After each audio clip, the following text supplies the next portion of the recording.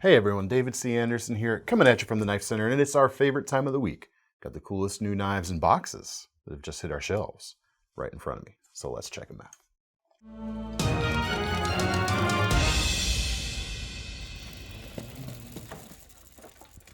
All right, so we're gonna try to keep things a little speedier today. We'll see how little we can drag it out. And we failed. Let's get into the first box, shall we? This is over here just because it didn't fit in the lineup as it normally sits, but we got to talk about this. This is a Deadlock from Grant and Gavin Hawk. We have just a handful of these in stock. It is a special commemorative edition commemorating the appearance of the Model C OTF in John Wick 4. And so they've put together this here package. We're going to start out with the priciest knife on the table. So, hang on to your butts. This is a $3,500 package, limited to, how many pieces is this? I want to say it was 300 total. Let me confirm that. Let me look that up while we continue to burn more time. 500 units total, sorry. What you get is not just the knife, but you do get the knife. And let's talk about that for just a second. The Deadlock is the original OTF automatic knife with 0 blade play when the blade is open. It is a feat few other companies have managed to even approach equaling, and you have it right here. It's also the first time, I believe, we've seen Magna Cut steel on a Deadlock. 3.5 inches, double-edged. In fact, so you've got a lot of high-performance steel. We've got titanium for the handles, carbon fiber inlays, 2 of them on the front, and 1 of them on the back. Got the pad for retention here of, call them slide serrations, and the switch neatly covers up all of the mechanism underneath, so it appears like the switch is floating. You don't see any visible track. It's just nice. Goes to, really elevating the entire package. And this whole thing is about being an elevated package. Let's start with the box. Well, let me move this out of the way real quick. This is a TK44 Customs box. You've got the Hawk logo there on the top. Really cool fittings going on. A really cool stained finish on it. On the inside, we've got the knife. We've got 2 coins, 24 karat gold plated on each. Both coins are the same, so you can see both sides here in one shot, which is pretty cool. You've also got a custom Ticonderoga pencil with a distinctive patterning going on, and Terran Tactical Innovations. Both of those things nodding to some other weaponry used in the film series. And I believe this is aluminum engraved plate of authenticity with signatures of both Grant and Gavin Hawk. Grant, of course, the elder has passed away, so this is actually an engraved signature. It's not hand signed by him. That'd be quite a feat and quite disturbing. But here it is. Quantities are limited. It's pretty awesome. If you're into the movies, if you're into this knife in general, quite the package. Check it out. Now for something far more affordable, starting at just over $150 right now, and this particular version coming in at about $188. We've got the Viper Denis Simonuti designed Oniro folders. This one, as mentioned, is about $188. You've got the gold fat carbon, gold dark matter. Sorry, I had to get the name right. Just over 3 inches on the blade, about 3.2 in fact. Really distinctive drop point shape, high flat grind.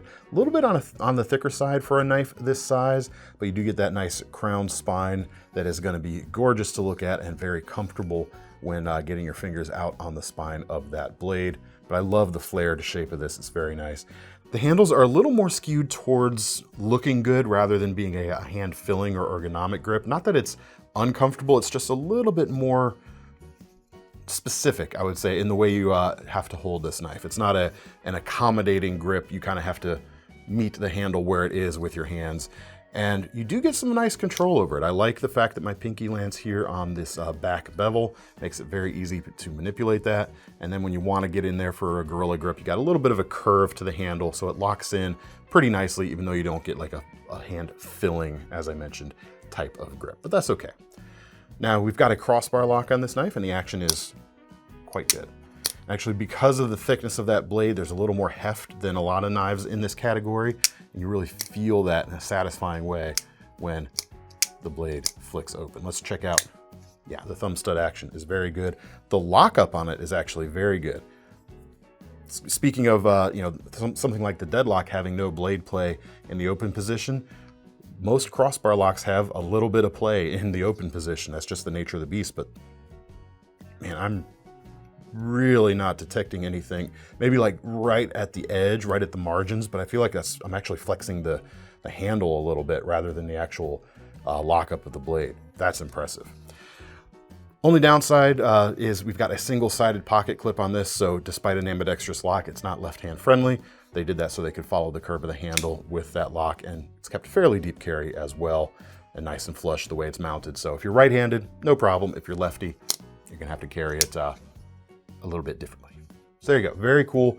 You've got micarta and G10 options. Those are the ones in the $150-ish range. There's an Ultim handle for about $155 as well. You can check them all out below. Burlap, also available. Next up, we've got a US-made knife. The Bob Terzola designed Tactile knife company Mariner 2. This comes in at $429. You've got a 3-inch Magna Cut sheep's foot style blade. Interestingly, this straight portion here at the heel is the only straight line on the knife. Everything else is nice and curved. That gives it a kind of like a snub-nosed look, I think, with that straight edge right there. Stonewashed finish is going to keep things nice and clean looking even after use. You've got the ambidextrous thumb disc there for opening, and it works quite nicely. You've got kind of a 2-tiered thing going on and then screwed in from the spine, which is quite nice. The handles are smooth titanium, so nothing too gritty, just a nice accommodating grip. Feels pretty good. Interestingly though, that kind of runs counter to what most tactile knife products and tactile turn pen products come with.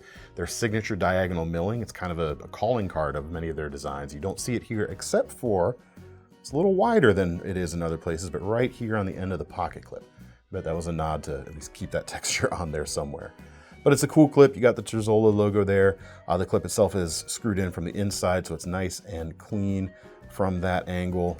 Hidden lanyard point there at the back. Just really nice. Very clean design overall. Fills up the hand well enough for a nice gorilla grip. When you really want to push that rectangular blade into a heavier cut, you can certainly do that with this knife. And yeah, inset liner lock for security. Very clean. Check it out. Actually, you know what would be interesting before we move on to the next knife is if we added up the value of all of these knives, it probably wouldn't even equal the first one. Math might check out. That'd be pretty fun. We'll find out. But so if you're, you know, the cheapest so far has been about $150 and some change. What if you've only got like half of that? Well, Petrified fish. We've got 3 new models here. This first one is coming in about $79, so a little more than half of it anyway. It's probably the most expensive petrified fish I can remember putting on this table, because most of their stuff is far less expensive, but this is something that is kind of bridging the gap between their budget stuff and the more premium stuff. And in fact, look at it here on the table next to one of their budget things. And it does not look out of place, however, right next to this Tactile. Interesting. What we've got here is a knife called the Victor. Blade is just over 3.5 inches long, classic concave clip point blade shape. Very Bowie-esque, very similar to like the Mark II fighter design, the K-bar, to name names. And the steel is 154 cm. That's not bad at this price point either. The handles here are aluminum, but you've got a titanium PVD coating on it.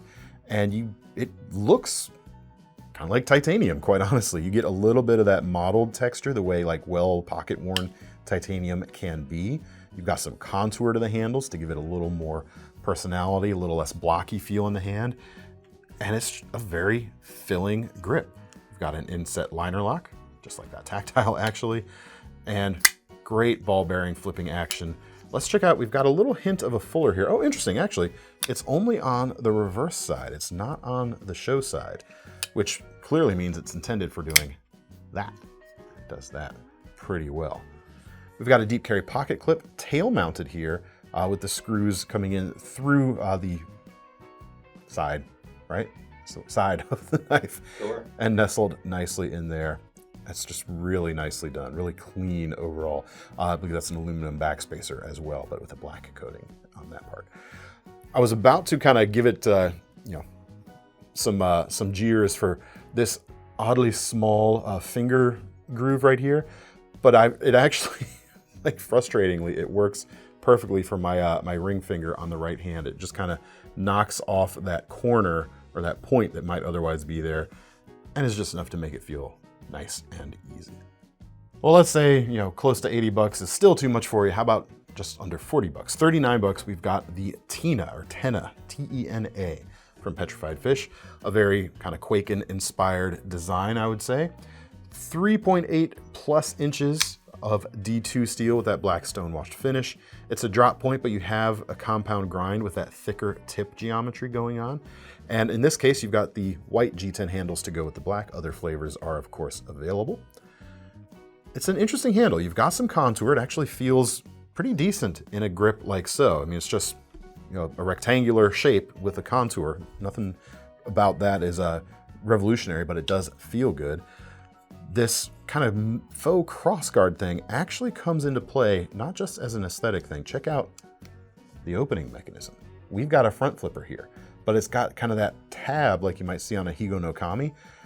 This thing actually works pretty easily, even for me who sometimes has trouble with front flippers, but just make sure your finger is behind that guard. If you're up here and you go to open it, it's gonna catch you, right?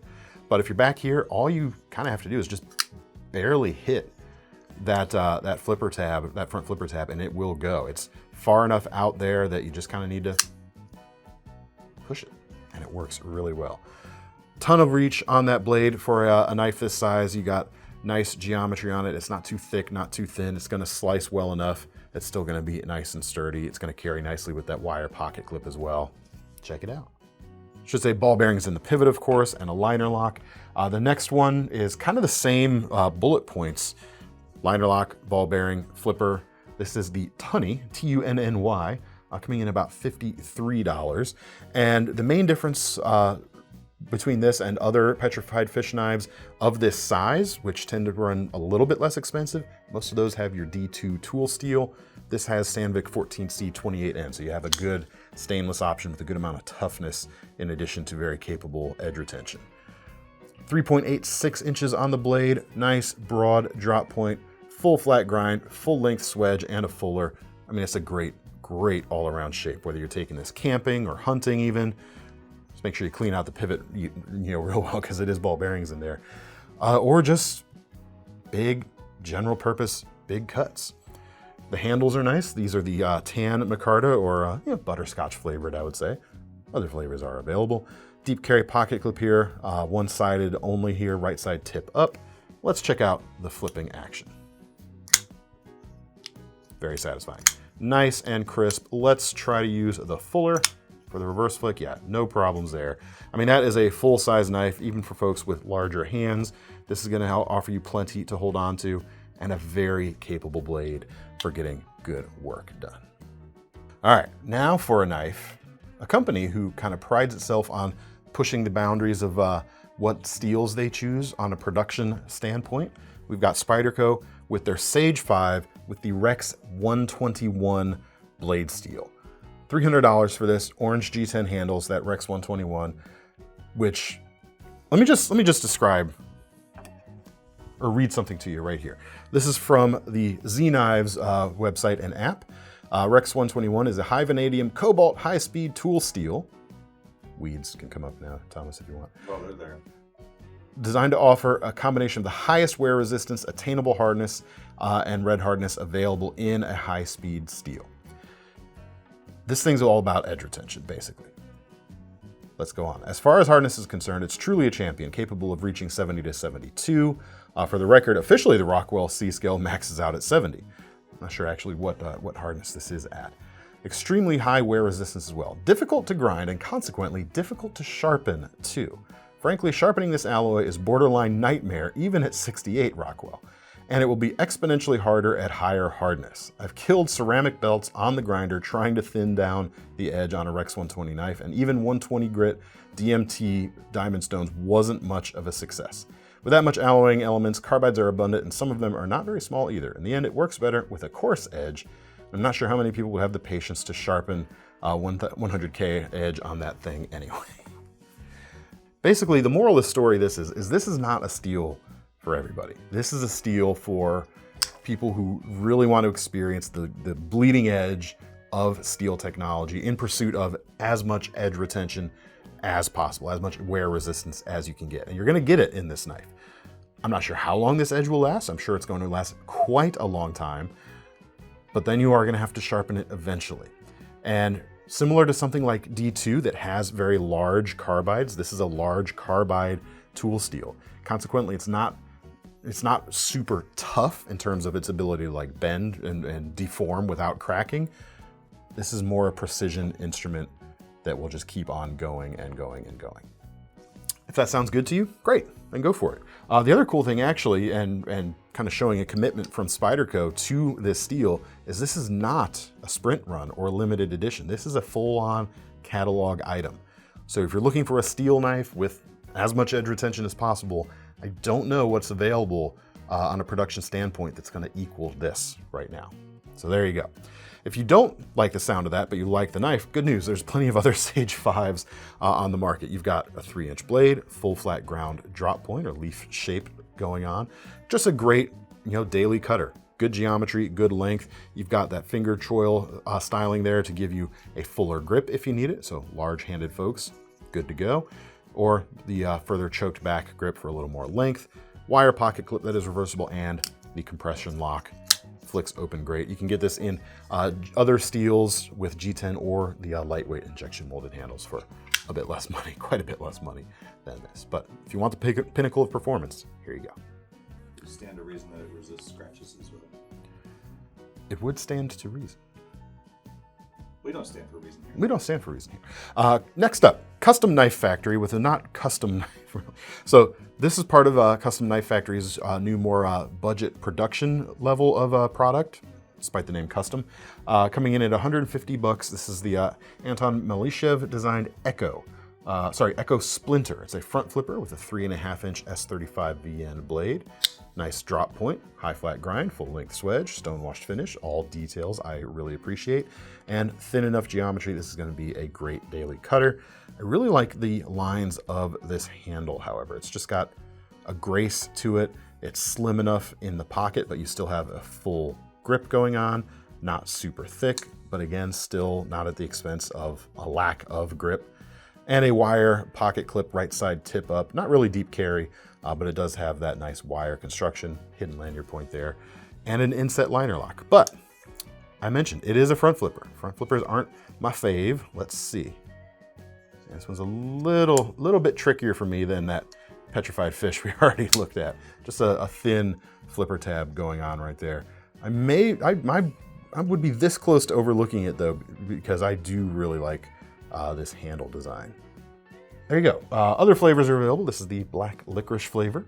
Like I said, coming in at $150. There's some other colors too. You can check those out down below. Next up, we've got some Kansept Concepts. I'm sorry. It's Kansept spelled K-A-N. So anyway, the first is an Ostap Hell design, and I got to admit, like, Ostap has been around for a while, a few years anyway, and has been very prolific. Something about some of his recent designs, both from Kansept here and Real Steel especially, I've been really, really liking. Just something about the lines, they're hitting for me. But this has kind of some similarities to this this Custom Knife Factory thing here, in regards at least to its kind of narrow, elegant profile. These start at about the $76 range. For 154 cm blades, or you can get these Damascus versions. There are a couple starting at $89 for this one right here, for instance. 3.4 inches, and you had a better memory last time for their Damascus steel formulation than I do. I have an email that says 9CR. 9CR based Damascus steel here. So capable stuff, certainly at this price range, about as good as you can expect reasonably to get as well. But you get that really cool pattern welded feature. You got a 3.4 and some change inch blade. I like the harpoon nature, slightly harpooned nature to the drop point. I like the full length swedge as well. It's just kind of real graceful. And that follows back into the G10 handle here as well. Micartas are also available if you don't like the cinnamon flavor. It's like the big red cinnamon style flavor. Already said that one. Did I? Yeah. With what? Today or like previous week? Previously. Have I said it was cinnamon or did I say it was something else? Or did I say cinnamon was something else? I'm going to say that's grenadine. There you go. Maraschino liqueur, or syrup, I mean? Yes. Sure, something like that. Cherry cough syrup flavor. That's putting kind of a negative slant on the knife, and I don't like that because it's a cool knife. It is dreamy. It's what flavor is it? It's like Gatorade. It's red. It's red flavor. As are the pivot and the screws here for the pocket clip. Even the single barrel spacer holding things together at the back, and that's a cool flow-through feature going on there too. Blockout plate on the front, again with matching screws. Let's check out the action. Flip's great. Let's see if we can fuller flip it. A little bit. It's a lot of that fuller is buried by the handle design here, so you have to get kind of close to the pivot to make it work. Yeah, it's a little bit of a slow flick that way, but you can certainly pinch and finish with your thumb that way. Really cool. I like the agility and the narrowness of this blade for like getting into smaller places. That's gonna be a cool EDC. Next up, we've got the Hinterland from Kansept, a Morgan Cohen's design. This is coming in, this version at least, at about 214 and some change. Full-size blade here, 3.6 inches, S35 VN steel. Neat drop or clip point shape. Actually, is that straight? Ooh, that is technically just barely a drop point on that blade. A little bit on the thicker side for more stout cutting characteristics, but you still have a decently high grind for a good compromise of that strength and cutting efficiency. The handles are titanium with integral bolsters, and this is copper carbon fiber. I wanted to see if it was branded, but no, just your copper carbon fiber here that looks very good. Just overall, very attractive looking package to me. Single thumb hardware here. It's not so much a stud, but I'm not even sure what material that is. It might be aluminum. Not sure. But a stepped platform, basically, making it very easy for your thumb to find that area. You can fuller flick it as well, maybe. Yeah, kind of a little bit. It's not a super deep fuller, so you might have to be very intentional there. Milled titanium pocket clip, screwed in from the inside. My only complaint about this would be the size of these finger grooves here. They're kind of, I know I tend to have larger fingers than a lot of folks, but these kind of feel like they might be too small for most people. I mean, you can see, like, I'm hitting right at the peak with just with my second finger. So, depending on how you grip it, it may not come in to play. And certainly in a gorilla grip here, like so, like those fingers aren't even really doing much. They're kind of gapped out from the handle anyways. The back half of your hand is doing more gripping. So I don't really feel it there at all. It's, yeah, you get that nice push going on. Do you like the blade though? So what do y'all think? Decent value for this knife right here. Next up is I believe the least expensive knife on the table today. And this is actually, oh no, sorry, Petrified Fish knives. Two of those were less expensive, but this one does feel like it presents quite a bargain. This is the Hellx, designed by Mikkel Willemsen from Kansept. 49 bucks. You got a 3.6 inch D2 blade, very broad. Technically, yeah, we might be able to call that a Tonto, really. It's going to behave like a drop point. The transition from one side to the heel side to the tip side is very, very minor. And in fact, you might even sharpen through that after sharpening it a few times. We've got steel handles with micarta onlays, deep carry clip, and button lock there on the front. Flicks really nicely. Sorry, didn't have a proper grip on it. You'll have to watch that flipper tab. That's what happened to me just a second ago. But let's check out the flipping action. Flips great. Flips closed great. Not really a front flipper. I was gonna see if maybe I could do that. Could actually, like, you can kind of use the pad of your fingertip to push that open and almost do that reverse flick. That's pretty fun. But anyway, nice broad blade, angles forward very effectively. It's just a lot of knife for the money. There you go. Other flavors are available. Next up, couple of fixed blades. Speaking of hard workers, we've got a couple of new work Tuffs as well. Some of the smaller sized knives that they offer. This is the Russo Hunter, comes in about $159. You got a 4.5 inch N690 blade with a topographic finish on the flats, satin grinds on there, with your kind of harpoon shaped blade. Now the handles are nice and thick, give you a very hand-filling grip, gonna be very comfortable over long periods of use. I like the thumb scallops there for the finer detail work, and the blade is on the thinner side for a knife like this, and as such, it is going to slice so nicely. And as a hunting knife, whose primary goal is going to be slicing, actually cutting, that's a good thing, don't you think? Yeah, I mean, that just feels great. Typical work Tuff fit and finish. Everything is nice and smooth and seamless on the handle finishing.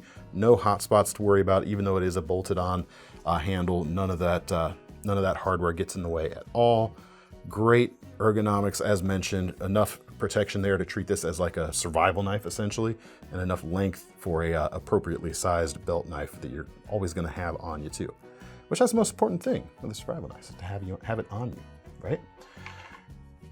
Sheath comes courtesy of Kydex. Right here, comes with a dots style attachment for belt carry in multiple configurations, which means that whole pattern there is gonna follow the typical Deadlock spacing right there. Yeah, really nice feel in the hand, I gotta say. Definitely crisp enough to strike a fire steel as well off the spine if that's your thing. Next up, an even smaller knife. This is the Lynx from Work Tuff, designed by Aurora Borealis Knives, the folks behind, or the gentleman behind that outfit. $115 for this. It's kind of a scaled down version of their big Wolverine knives, and winds up being something kind of similar to like a BK11 from Becker, but with a thinner blade overall and a stainless option compared to the Becker. Coming in with N690 in this case. Thin enough, as I mentioned, high flat grind. This is going to be a great slicer. Plenty of belly there to turn this into a small hunting knife. And nice bolted on G10 is quite comfortable. Thumb scallops there as well. I'm glad to see that. I like seeing that. I appreciate that detail. And again, crisp enough to strike a fire steel. This would work well as a neck knife. Its sheath system here is a little bit maybe on the large side for that, but it would certainly work. And it does also come with that same dots style attachment we talked about with the previous knife. Very nice. You got orange G10 liners, green G10 handles. I think we have black available as well. This Russo Hunter feels really good. I like the feel in the hand very much. And last but not least, a little bit stylish, but again, kind of a pure purpose-driven working knife, I would say. The Bestech Mantidae comes in just under $60. You got a 3-inch hawkbill blade, 14C28 and steel, available fully serrated or fully plain-edged as well. And serrations tend to work really well for hawkbill type applications because they're kind of like mini hawkbills on the big hawkbill. So any kind of pull cut where you're coming through material, it's going to kind of be self-gathered by this blade shape so it doesn't slip out of your cut, like something with a lot of belly. That can happen sometimes. Everything's going to stay right there, and you're going to be able to shear through stuff really effectively. I really like hawkbills for cardboard processing. If you're breaking down a lot of that, that's really nice. Great for getting under like pallet straps and that sort of thing. Good for blue collar stuff like that. Handles on this one are it's a linen micarta. It says just green micarta on the site, but it's kind of a green and black in reality going on. It's kind of what I'm seeing there. Just more green. Just more green? That's how they do black micarta, isn't it? That is true. Black micarta is just really dark green, the way some places produce it, in fact. Bet you didn't know that. I did. You've heard me talk too much, that's the problem. Oh, yeah. It's a cool handle. Like, you know what? I like this hawkbill on it, but I think that'd be cool for them to expand this to some other blade styles as well. I think it's a nice neutral shape, but it's small. Yeah, it's neat. Anyway, other flavors are available, as always. As almost always, anyway. You've got a wire pocket clip here, ball bearings in the pivot with that liner lock, and yeah, it's nice, snappy action. Everything you'd expect from a Bestech. Designer, Lucas. I don't know what Lucas that is, but we have designer listed as Lucas. Anyway, that's all we have for today, folks. If you want to get your hands on any of these knives, check out the links in the description and let me know what you thought of them down in the comments section below. While you're over at the site, don't forget about our long-running Knife Rewards program, because the least thing we can do when you buy one of our knives today is give you some free money to spend on your next one. I'm David C. Anderson from the Knife Center. That's Thomas behind the camera, and we're signing off. See you next time.